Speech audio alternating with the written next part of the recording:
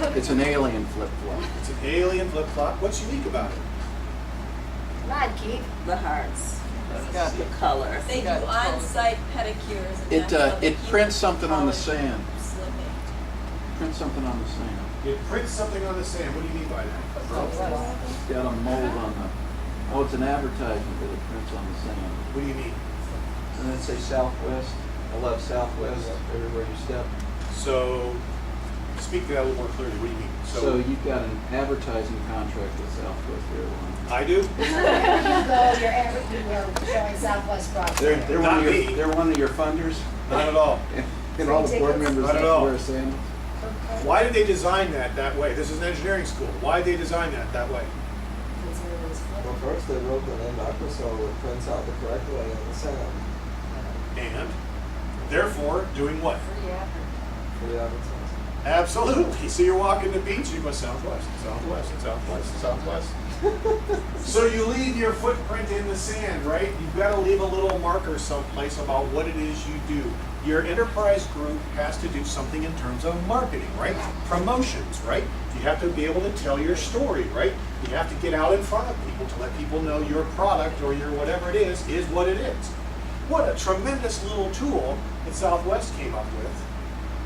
And it's highly creative, is it not? So what I want to tap in with you a little bit in the next couple of days again is just creativity. See where it is.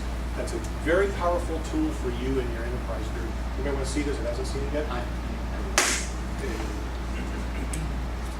All right. So let's get into a little bit of information here. And pardon me while I slide a couple slides around here. And bring this one up. Give you some background information. I'll give you my business card in a little while. But first things first, I think we're going to talk about mobile devices or central phaser system. I'm a Star Trek fan.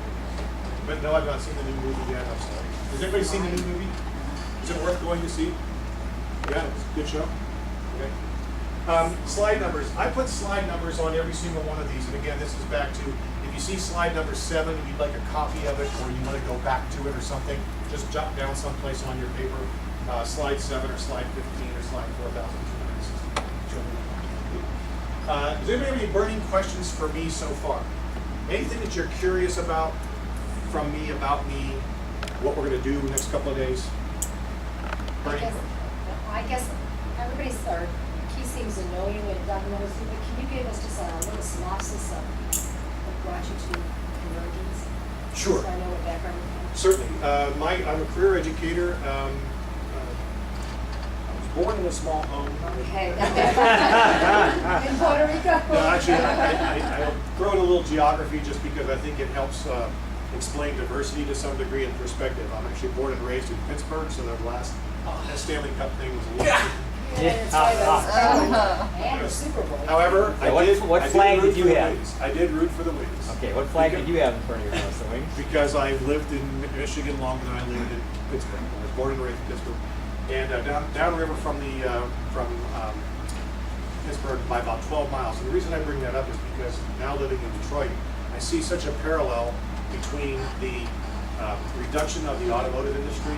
You see plants closing and things. And when I was in junior high and high school, it was the steel industry that was growing down.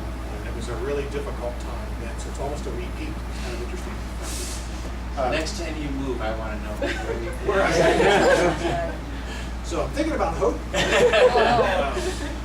You were too late. But much of what brought me here today was my high school research biology teacher. He was a gentleman who had the relationship that we were sharing earlier. That he was a guy who was extremely unique. His phone number is 412-741-9497. Named Ed Schroth. I'm still in touch with him still today. He retired recently. We're very good friends. We've done projects together. And he got me very interested in the outdoors and being outdoors and appreciating our environment and so forth. Started off at Baldwin Wallace College in Berea, Ohio, just outside of Ohio, and I became a teacher in the inner projects of Cleveland, volunteering on Saturday mornings, doing reading literacy with young kids as a tutor. We go down to this little community church in the projects, and we'd be assigned a youngster, and we'd go to the community college across the street. Take an empty room and we'd do math, reading, and things like that. And I fell in love with little kids. I never had that exposure before. The professor who was overseeing this said, that would be a teacher. Well, this is in I'll date myself here, this is in 1977. And it's like teaching jobs were going downhill fast in 77, much as they are again today. He said, big special education. So I had left Baldwin-Wallace College because they had no decent special ed program. I went out to Central Washington University in the state of Washington. My brother was attending there. They had a dynamite special ed program. So I picked up my undergrad degree there as an elementary education and special education teacher. Started teaching in Evanston, Wyoming, southwest corner of Wyoming, across Interstate 80, 7,200 feet up on the high plateaus.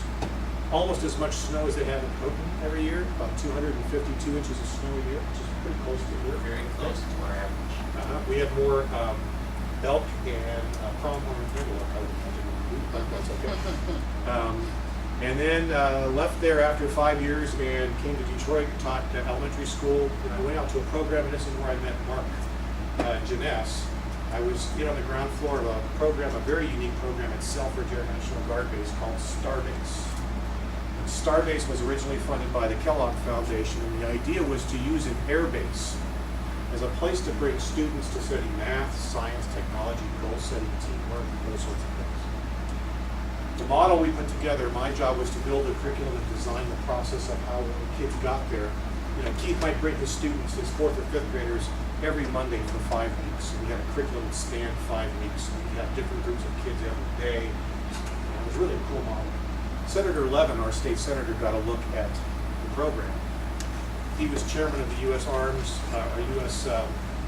Military Services Committee, Arms Committee, and he suggested it go forward to become one of the federally funded youth programs in the nation. And I'm proud to say there are 54 star bases in the United States right now. I think there's one in Puerto Rico. I think. I'm pretty sure. But because of the leadership that was there, the person who was really in charge, who's nothing at all like me, I resigned from Starbase because I couldn't take it any longer. I couldn't take it any longer. Literally, I was getting physically ill. My dentist would say, "Why are your teeth wearing down? Why are you grinding your teeth and getting headaches?" I had stomach issues. She is so not me. So I took up my master's degree. I finished my master's degree from Eastern Michigan University in Educational Leadership and Administration. So my master's is in that. I picked up an elementary school principalship, then moved to assistant superintendency for curriculum and instruction in Centerline Public Schools, which is down near Detroit. And then I got tapped to direct this foundation. Since 2001, I've been the director of the Convergence Foundation. And we are very enterprise-like. We are entrepreneurial, very, very much looking for the creative, best, nuanced teachers who want to do work in engineering, science, and mathematics, all project-based, all leadership development. How can we find and kind of incubate bright ideas? One of our best examples is the guy in the purple shirt sitting in the back of the room. We'll talk a little bit more about him in just a bit. So, if you want to know more about me, Keith will buy you a beer later on, but a little bit more. So my background is, my wife Barbara is a tremendous educator. She's probably one of the finest elementary educators you'll ever want to meet.